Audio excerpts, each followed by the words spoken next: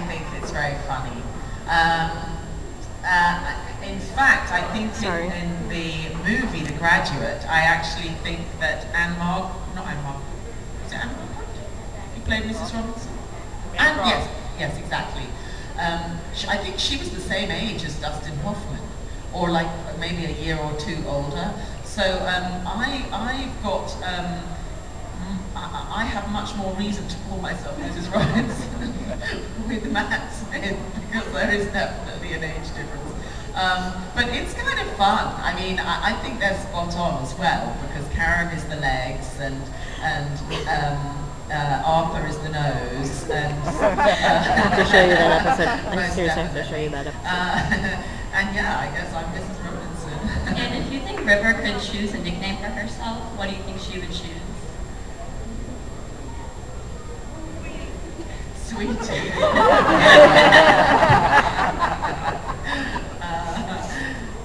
I don't know, actually. I have to think. I can't think of something on the spot. But it's actually getting good video quality. Yeah, I don't know, actually. Yeah, I'll have to think about that when we get back to you. Thank you. Thank you. Oh, well, God. Oh, God. I will tell you a little secret. I don't think they'll be cross if I say this. The fish fingers were real. They were real fish fingers. But in the filming, the custard was actually cheese sauce. Oh my God! But my goddaughter and her friends at school, they are huge Doctor Who fans, and they have gatherings where they'll sit and watch multiple episodes, and they make fish fingers and custard. But what they do is that they make a cake batter, which they bake like a cake sponge, and then they cut it into fish finger shapes, and then they dip the baked sponge into cake batter, and then they fry it. And honest to God, it looks like fish fingers. It's amazing. And then they have that with custard. So they sort of create the sweet version, whereas Matt actually had the savoury version. And never the twain shall meet, because that's really disgusting. Really good. Does that answer your question? Well, yes, I'm not a companion. Just his wife. Literally his wife. I don't really technically know what I am, but I'm not a companion. I am a companion, but I would have to say, it's interesting because when in Silence of the Library, when River is talking to David Tennant's doctor about that was one episode she did with Catherine the doctor, about her relationship with the doctor.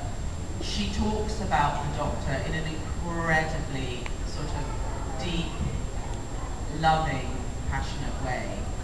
But she talks about her doctor. And David wasn't her doctor.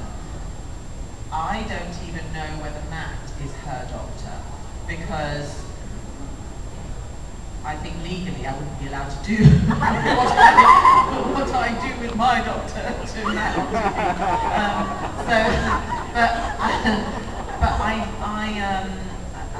Matt is the most fun to work with, and I would love to be a companion to him.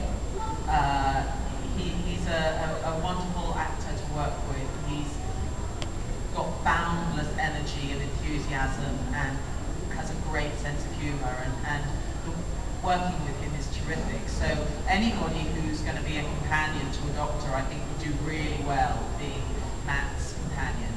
But as far as River goes, who her doctor really is, I don't know whether we'll ever find out. And in a way, maybe it's nice that we don't. And I have one more question. It's a clarification. In Dave the Moon,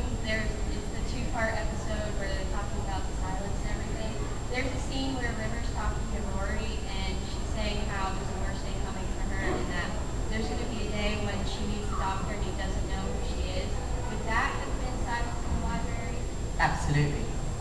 Okay, I didn't know how that was working out because I know they don't meet at the right time. It gets a little Yeah. bit. I know it does. It does. But that's, yes. I mean, that's the sort of tragedy. I mean, every time she meets the doctor again, girlfriend better she love me doesn't after know this. exactly which doctor she's going to meet. My herb's hurting. And also, she doesn't know in what time reference she's meeting him. So every time that River and Matt Smith's doctor meet up, they always have to actually have a little discussion about where they are in their relationship,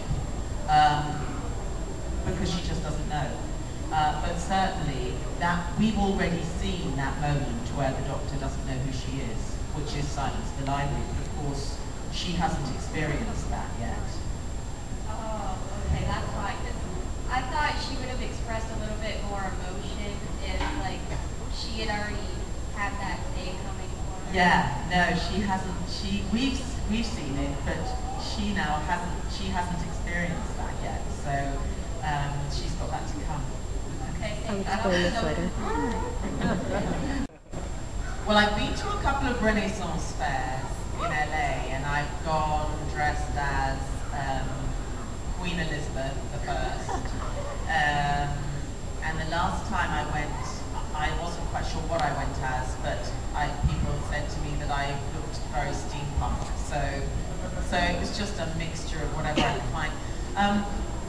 If I could come dressed up as something, oh my God, I mean, there's so many possibilities. Would it have to be a cartoon character or anything like that? Could be anyone.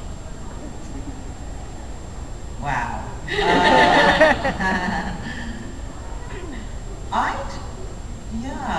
I'd quite like to go as,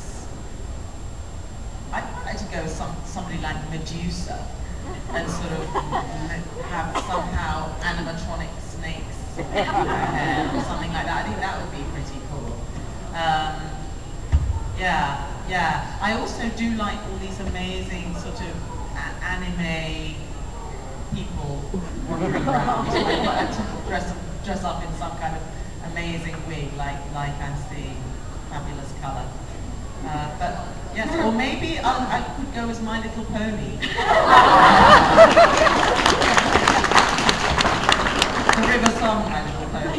Oh, God. Okay. And then my other question was, do you have any favorite lines that you said on the show of Dr. Who? Time can be rewritten. Oh, the season finale. Oh, no. It can be anyone in the world, even no matter what their age is, even if they're not alive anymore. This is hypothetical. So who would you want to play you? Johnny Depp.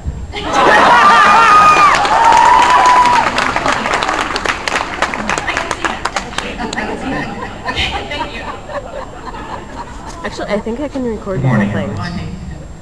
It's just when the you time were limit filming, that they Sounds put on of the the video. library, I mean, you were generally aware that your character would be returning. But did you have any idea I how... was not aware. You had no idea how No. pivotal No, I pivotal didn't. you were?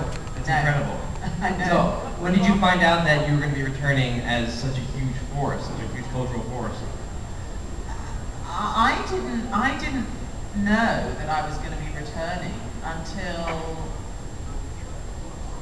about a year later, when I got a call saying they'd like to bring you back. Because